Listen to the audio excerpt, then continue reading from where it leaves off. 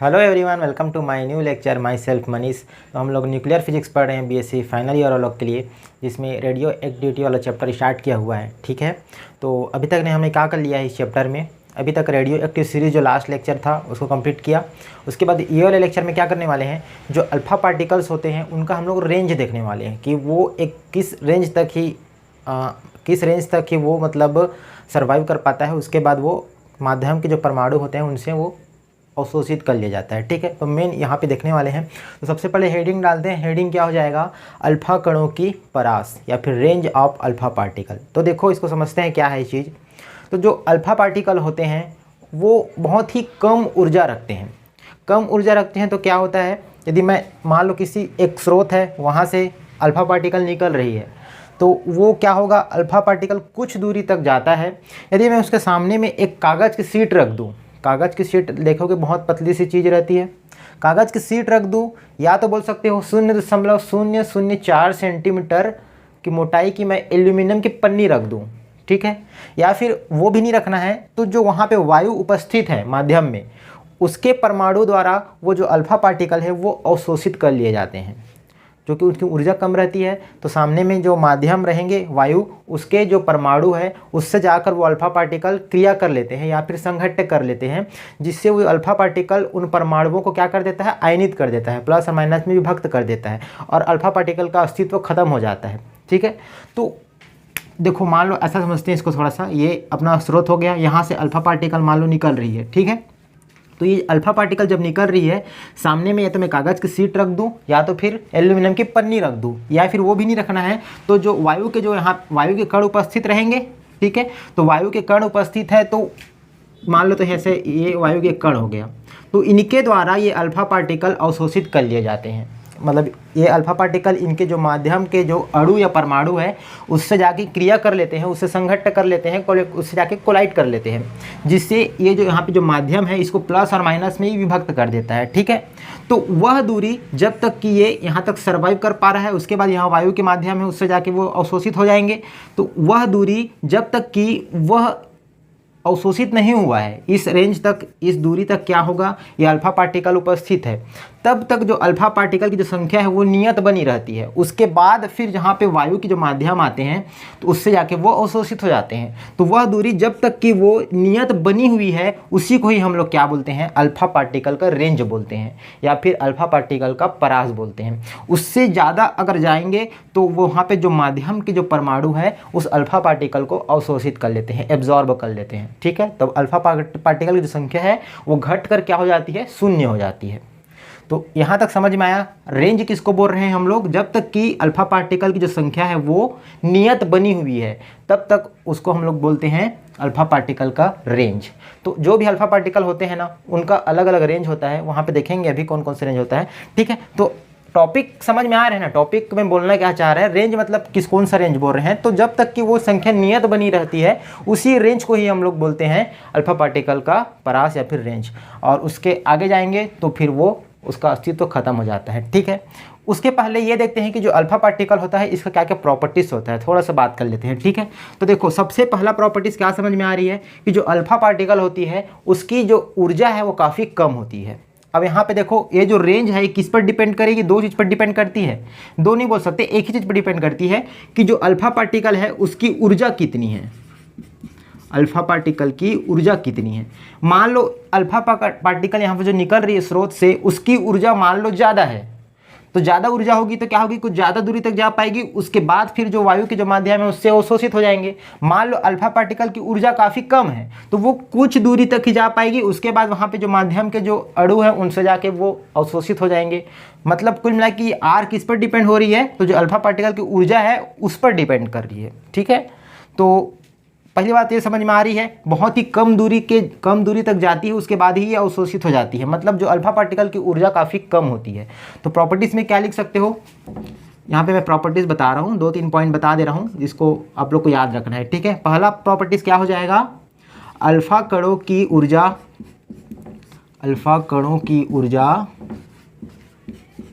बहुत कम होती है, बहुत कम होती है। ये पहला पॉइंट हो गया। दूसरा पॉइंट क्या बोल सकते हो, अल्फा पार्टिकल की जो पेनिट्रेटिंग पावर है, पेनिट्रेटिंग पावर मतलब किसी वस्तु को भेद कर दूसरे और निकलने की जो क्षमता रहती है उसको बोलते हैं पेनिट्रेटिंग पावर। मान लो जैसे कि लाइट हो गया, यहाँ पे मैं लाइट मारूंगा तो क्या मार्कर को उस पार, मार्कर को मतलब छेद के दूसरे पार तो निकलेगी नहीं, तो जो लाइट की पेनिट्रेटिंग पावर होती है वो काफ़ी कम होती है। ठीक है, जैसे मान लो कुछ लेज़र वगैरह ले लो, तो लेज़र लूँगा तो उसका पेनिट्रेटिंग पावर बहुत ज़्यादा होती है। किसी दूसरे वस्तु नॉर्मल हम कागज़ रखेंगे सामने में तो उसको भेद के दूसरे साइड निकल जाती है, तो उसकी पेनिट्रेटिंग पावर बहुत ज़्यादा होती है। लेकिन बात करें अल्फा पार्टिकल की, तो अल्फा पार्टिकल की पेनिट्रेटिंग पावर काफ़ी कम होती है। अब तुम खुद सोचो, यहाँ पे सामने में वायु के माध्यम रखे हुए हैं, उसको वो ऑब्जॉर्व कर ले रहे हैं, मतलब अल्फा पार्टिकल उसको ये सब ऑब्जॉर्व कर ले रहे हैं, मतलब उसकी पेनिट्रेटिंग पावर बहुत कम है। ठीक है, तो यहाँ पे समझ में क्या आ रही है कि अल्फा कणों की पेनिट्रेटिंग पावर मतलब भेदन क्षमता, ऐसा बोल सकते हो हिंदी में। ठीक है, भेदन क्षमता बहुत कम होती है। ये क्या है ना, 1-2 नंबर में पूछा जा सकता है, इसलिए मैं इसको बता देता हूँ। ऐसी जैसे अल्फा पार्टिकल के बारे में बता रहे हैं ना, बाद में बीटा पार्टिकल के बारे में भी बता देंगे। ठीक है, तो अल्फा कणों की भेदन क्षमता बहुत कम होती है, एक्सप्लेन भी मैं कर दे रहा हूँ साथ में। ठीक है, उसके बाद बात करते हैं एक और प्रॉपर्टी का। तो एक और प्रॉपर्टी अभी बताया मैं कि जो अल्फा कण होती है वो क्या करते हैं, ये जो वायु के जो माध्यम है उसके साथ जाके क्रिया करते हैं। क्रिया करने के बाद क्या होता है, क्योंकि अल्फा जो पार्टिकल है वो धनावेशित होता है। ठीक है, तो यहाँ पे जो माध्यम रहेंगे, वायु के जो माध्यम है या फिर वायु के जो माध्यम के जो परमाणु या अणु है उससे जाके क्रिया करेंगे, संघट्ट करेंगे। तो जब क्रिया करते हैं ना तो ये अल्फा पार्टिकल उनको आयनित कर देता है। आयनित कर देता है इन द सेंस कि प्लस और माइनस में विभक्त कर देता है। ठीक है, या फिर जैसे मान लो ये परमाणु है तो इसको क्या कर देगा, प्लस आयन और माइनस आयन में विभक्त कर देगा। ऐसे बहुत सारे परमाणु होंगे वहाँ पे या फिर अणु होंगे बहुत सारे, तो उसको क्या कर देगा, प्लस और माइनस में विभक्त कर देता है। तो जो प्लस और माइनस में जो विभक्त कर रहे हैं ना, इसी को ही बोलते हैं आयनित कर देना। आप लोगों ने केमिस्ट्री में पढ़ा होगा आयनित। ठीक है, प्लस और माइनस में विभक्त कर देगा। तो यहाँ पे जो अल्फा पार्टिकल होती है ना, इसकी जो आयनन क्षमता होती है काफ़ी अधिक होती है। ठीक है, तो यहाँ पे मैं लिख सकता हूँ अल्फा कणों की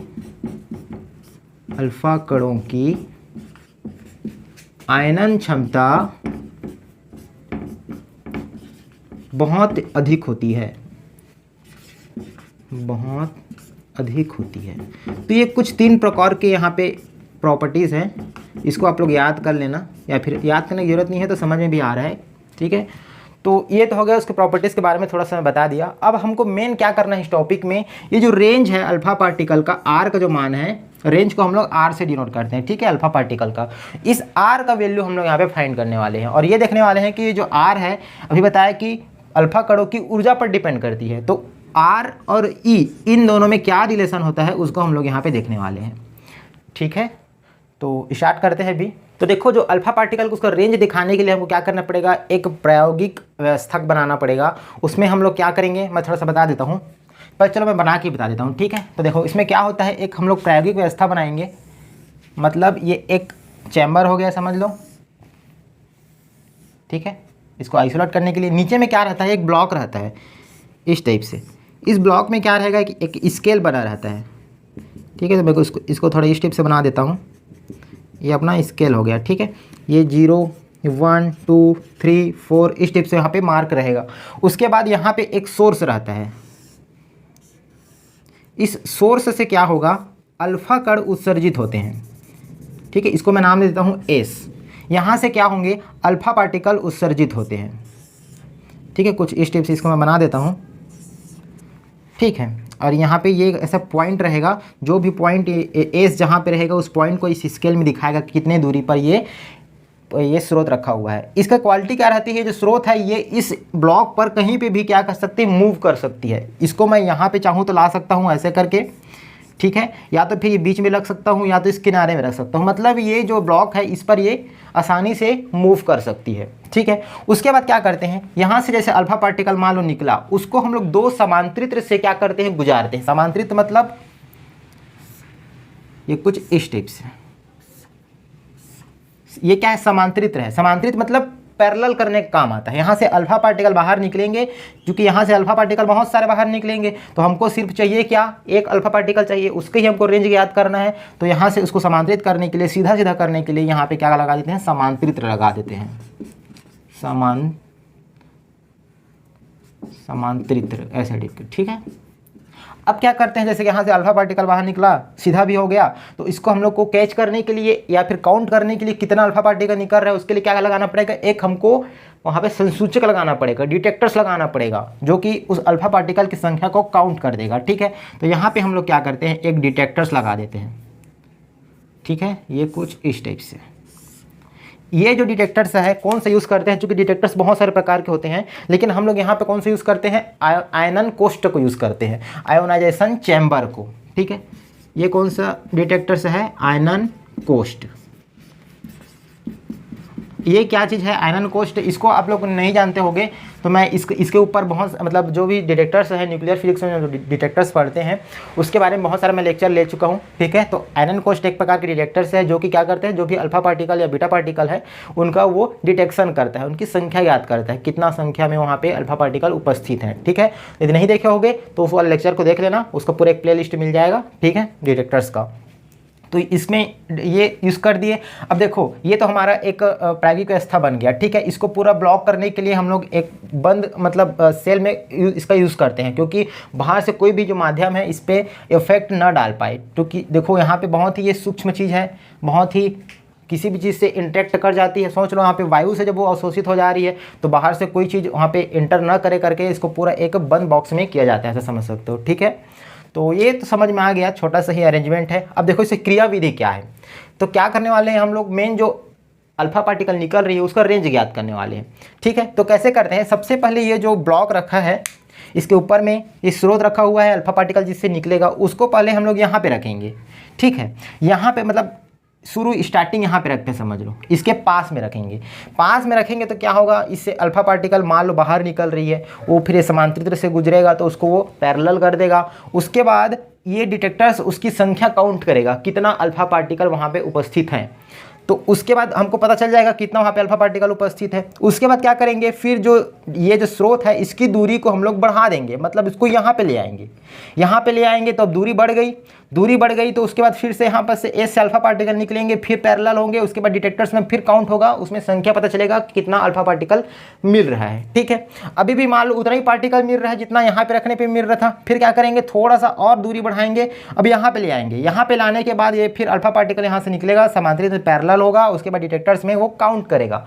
लेकिन अब क्या होगा, वहाँ पे एक दूरी ऐसा आएगी, देखो यहाँ ये तो थोड़ा लंबा रहेगा, अभी मैं डायग्राम में छोटा बनाया हूँ, तो पहले यहाँ पे देखेंगे फिर यहाँ पे देखेंगे, ऐसे करते करते बहुत धीरे धीरे दूरी को बढ़ाते जाते हैं। लेकिन एक दूरी ऐसा आएगा जब अल्फा पार्टिकलों की संख्या जो है आयनन कोष्ठ पे दिखाना बंद कर देगी, मतलब आयनन कोष्ठ में एक भी अल्फा पार्टिकल शो नहीं करेंगे, तो वह दूरी जब अल्फा पार्टिकल की जो संख्या है वो शून्य हो जाती है, या फिर ऐसा बोल सकते हो वह दूरी जब तक अल्फा पार्टिकल की संख्या नियत बनी रहती है। यहाँ पे रखे हैं तो कुछ मान लो 10 अल्फा पार्टिकल यहाँ पे शो हो रही है, फिर यहाँ पे कर रहे हैं फिर 10 अल्फा पार्टिकल शो हो रही है, यहाँ पे कर रहे हैं फिर 10 अल्फा पार्टिकल शो कर रही है। अब यहाँ पे रखे तो अल्फा पार्टिकल की संख्या 0 हो गई, मतलब यहाँ तक दिखा रहा था। तो ये जो दूरी है ना अल्फा पार्टिकल का डिटेक्टर्स से, इसी को ही हम लोग क्या मतलब डिटेक्टर से नहीं सॉरी स्रोत से कितनी दूरी तक जा रही है उसको बोल रहे हैं। तो वो जो दूरी है उसी को ही हम लोग क्या बोलते हैं, अल्फा पार्टिकल की रेंज बोलते हैं। ठीक है, अब देखो अल्फा पार्टिकल की जो दूरी है,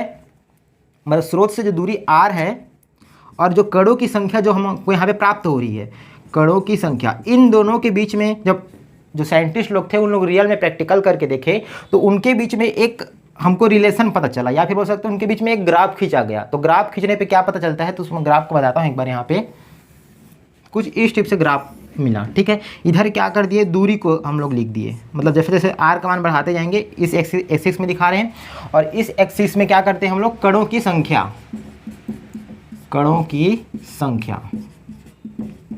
तो देखो जब दूरी 0 था, मतलब इसको मैं यहाँ पे रखूँ, मान लो सोर्स के पास ही रख दूँ, मतलब सोर्स को डिटेक्टर्स के पास ही रख दूँ, तब क्या होगा, जैसे ही सोर्स से अल्फा पार्टिकल निकलेगा तुरंत काउंट कर लेगा, क्योंकि पास में ही है, तो ज़्यादा इंटरेक्ट कर ही नहीं पाया वो वायु के माध्यमों से। तो यहाँ पर पास में रखूँगा तो तुरंत ये डिटेक्ट कर लेगा। तो उस टीम में क्या होगा, जो अल्फा पार्टिकल की संख्या है वो मैक्सिमम रहेगी, ऐसा समझ सकते हो। मैक्सिमम रहेगी मतलब मान लेता हूँ मैं वो यहाँ पे है। ठीक है, जब दूरी क्या है, 0 है। उसके बाद क्या करूँगा, अल्फा पार्टिकल यहाँ से जो स्रोत से निकल रही है तो इसको मैं इधर बढ़ाते जाऊँगा, अब यहाँ पे रखूँगा तो भी यहाँ पे क्या होगा, नियत बनी रहती है जब तक कि वो अवशोषित ना हो जाए वायु के माध्यमों से तब तक वो नियत बनी रहती है। ठीक है, यहाँ पे रखूँगा तो अभी भी नियत बनी है, यहाँ पे रखूँगा तो अभी भी नियत बनी रहेगी, यहाँ पे भी बनी रहेगी। लेकिन अगर यहाँ पे मैं रखता हूँ, मान लो थोड़ी दूरी बढ़ा देता हूँ, तब क्या होगा, वो पूरा पूरा अवशोषित हो जाएगा वायु के माध्यमों से। ठीक है, यहाँ बीच में अब वायु के माध्यम रहेंगे, इस जो बंद बॉक्स है वहाँ पे, तो उसको क्या कर लेता है, वो पूरा अवशोषित कर लेता है। ठीक है, तो जब ग्राफ खींचेगा ना आर और कणों की संख्या में, तो कुछ इस टिप से ग्राफ प्राप्त हुआ, इस टिप से। ठीक है, ये पूरा पूरा जीरो हो जाता है लास्ट में। मतलब ये जो दूरी है, जब तक अल्फा कणों की जो संख्या है वो नियत बनी रहती है, यहीं तक नियत बनी है, उसके बाद धीरे से कम होकर पूरा शून्य शून्य हो जाता है। ठीक है, तो यहाँ पे जो दूरी आया था ना, वो जब हम रियल में जो प्रैक्टिकल किए थे वैज्ञानिक लोग, तो उसका मान कितना आया था, 3.75 सेंटीमीटर में आया था। उससे कम में 3.7 में क्या था, नियत बनी थी। उसके बाद 3.8 में क्या था, वो तेजी से घटकर शून्य हो जाती है। कुछ इस टिप से बना लेना, इसको थोड़ा शार्प बना लेना, यहाँ तक नियत बनी रहेगी, उसके बाद ये कुछ इस टिप से हो जाती है। ठीक है, यहीं तक क्या रहेगा, मैक्सिमम रहेगा, उसके बाद वो फिर उसकी संख्या घटकर शून्य हो जाती है। ठीक है, तो ये जो 3.75 दूरी आया, इसी को ही क्या बोलते हैं, अल्फा कणों की रेंज बोलते हैं, अल्फा पार्टिकल का परास बोलते हैं। ठीक है, वह दूरी जब तक अल्फा पार्टिकल की संख्या नियत बनी रहती है, यहाँ पे देख रहे हो ना, एक नियत बनी है, मतलब एक सीधी रेखा में आ रही है, तो कणों की संख्या नियत बनी रहती है, तो उसको हम लोग क्या बोलते हैं, अल्फा पार्टिकल का रेंज बोलते हैं। तो आई होप आपको पूरा पूरा समझ में आ गया होगा मैं यहाँ पे क्या बताना चाह रहा हूँ। ठीक है, और उसके बाद क्या होती है, जैसे कि इस दूरी के बाद वहाँ पे जो वायु के जो माध्यम रहते हैं, उससे वो अल्फा पार्टिकल अवशोषित कर लिए जाते हैं, जिससे कि कणों की संख्या शून्य हो जाती है। और डिटेक्टर्स में एक भी वहाँ पे अल्फा पार्टिकल शो नहीं करते हैं, इसलिए कणों की संख्या क्या हो गई, शून्य हो गई। समझ में आया? तो इस प्रकार से जो अल्फा पार्टिकल का रेंज ज्ञात करते हैं। तो ये हो गया थोड़ा प्रायोगिक अरेंजमेंट। अब क्या करते हैं, हम लोग फार्मूला निकालते हैं कि आर और ई में क्या रिलेशन होता है। अब चूंकि ये जो आर का मान है, ये अल्फा पार्टिकल जो निकल रही है उसके गतिज ऊर्जा पर डिपेंड कर रही है। मान लो गतिज ऊर्जा ज़्यादा है, तब वो ज़्यादा दूरी तक अनियत बनी रहेगी, और कम एनर्जी है उसके पास, तो वो कम दूरी तक ही जा पाएगी। उसके बाद वायु के माध्यम से वो क्या कर लेंगे, अवशोषित कर लिए जाएंगे। ठीक है, तो अब क्या करेंगे, फार्मूला निकालते हैं। तो देखो, जब वैज्ञानिकों लोगों ने इस प्रैक्टिकल को किया था, तो क्या पता चला कि जो अल्फा कणों की जो रेंज है, आर है, वो उस अल्फा कण की प्रारंभिक वेग वी के क्या होती है, घन के अनुक्रमानुपाती होती है। मतलब आर जो है, रेंज जो है, वो इनिशियली वेलोसिटी कितना है उसके घन के अनुक्रमानुपाती है। v के क्या होती है, क्यूब के अनुक्रमानुपाती होती है। तो यहाँ पे से क्या अगर फार्मूला निकलेगा, इसको मैं हटाऊंगा तो एक प्रोपोर्शनल चिन्ह, मतलब एक नियतांक आएगा जो कि a है। ठीक है, एक क्या है, नियतांक है, नियतांक है। ठीक है, और a का जो मान होता है वो कितना होता है, 9.3 गुणा 10 की घात ऋण 24, यहाँ पे होता है मीटर क्यूब प्रति सेकेंड स्क्वायर। ठीक है, तो अब क्या करेंगे, ये तो यहाँ तक समझ में आ गया। इस फार्मूला में हम लोग ई और आर में रिलेशन देखेंगे। तो आप लोग को पता होगा, मान लेता हूँ मैं अल्फा कणों की, यदि अल्फा कणों की ऊर्जा ई मेगा इलेक्ट्रॉन वोल्ट है, यदि अल्फा कणों की जो ऊर्जा है, हम लोग को पता है अल्फा कणों की ऊर्जा किस कोटि का होता है, तो मेगा इलेक्ट्रॉन वोल्ट कोटि का होता है। तो हम उसको मान लिया कि अल्फा कणों की ऊर्जा ई मेगा इलेक्ट्रॉन वोल्ट है। तो आप लोग को पता होगा कि गतिज ऊर्जा का फार्मूला क्या होता है, 1/2 mv²। आप लोग ने पता, ये पढ़ा होगा, ठीक है, छोटी कक्षाओं में। तो यहाँ पे क्या हो जाएगा, ई वी बराबर मेगा इलेक्ट्रॉन वोल्ट बराबर गतिज ऊर्जा का फार्मूला क्या हो जाएगा, 1/2 mv²। ये होता है फार्मूला। ठीक है, तो यहाँ से हम लोग क्या कर सकते हैं, ई का वैल्यू फाइंड आउट कर सकते हैं, या तो बोल सकते हो वी का वैल्यू फाइंड आउट कर सकते हैं। फिर वी का वैल्यू फाइंड आउट होगा तो फिर यहाँ पे पुट कर देंगे, तो आर और ई में रिलेशन निकल जाएगा। ठीक है, तो देखो यहाँ पर से पहले निकालते हैं वी का मान। ठीक है, तो यहाँ से मैं क्या कर सकता हूँ, ई बराबर मेगा इलेक्ट्रॉन वोल्ट है, तो ये नीचे आ जाएगा, ये हो जाएगा 1/2।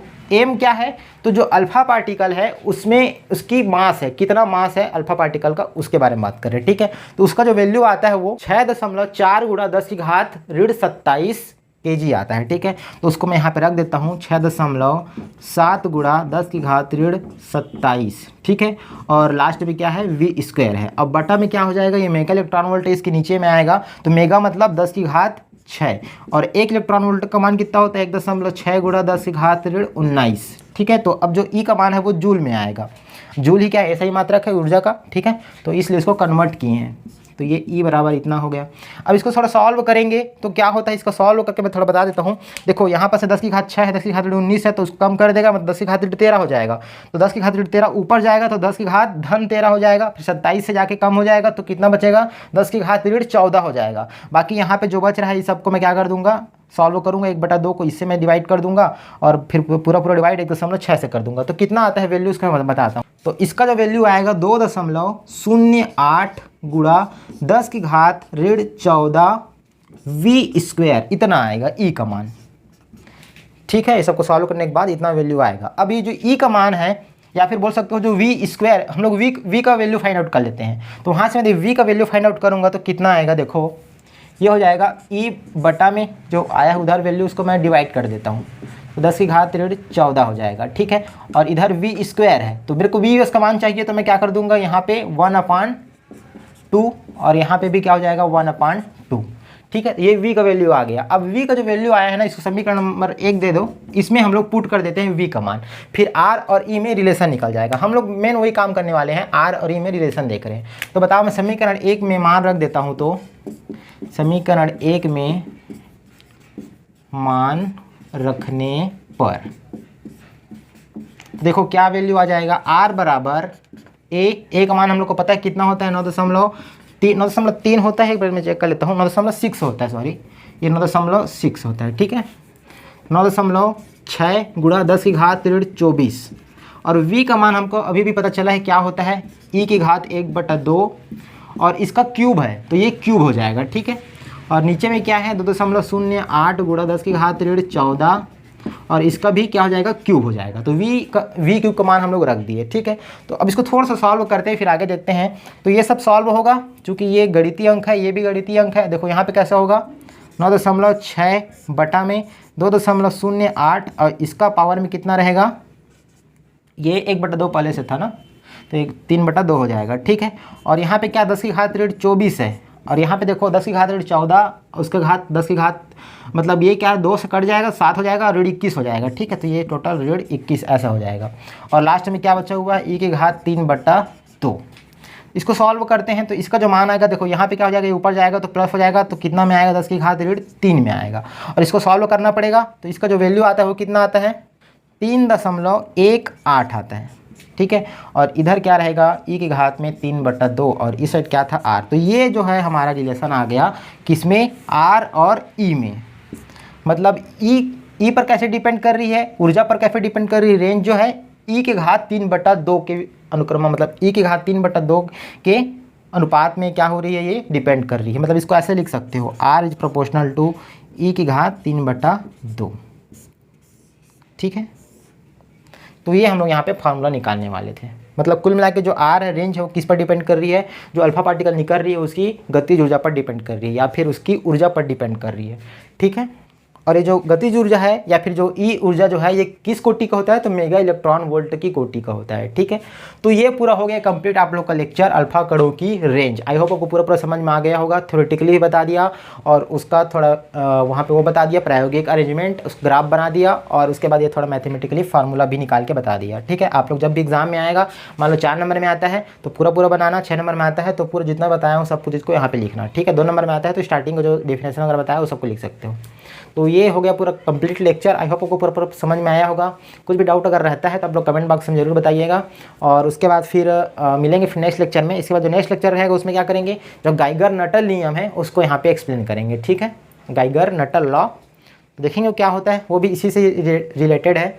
तो पसंद आया हो तो लाइक शेयर और सब्सक्राइब जरूर कीजिएगा। मिलेंगे फिर नेक्स्ट लेक्चर में। Thank you, bye bye.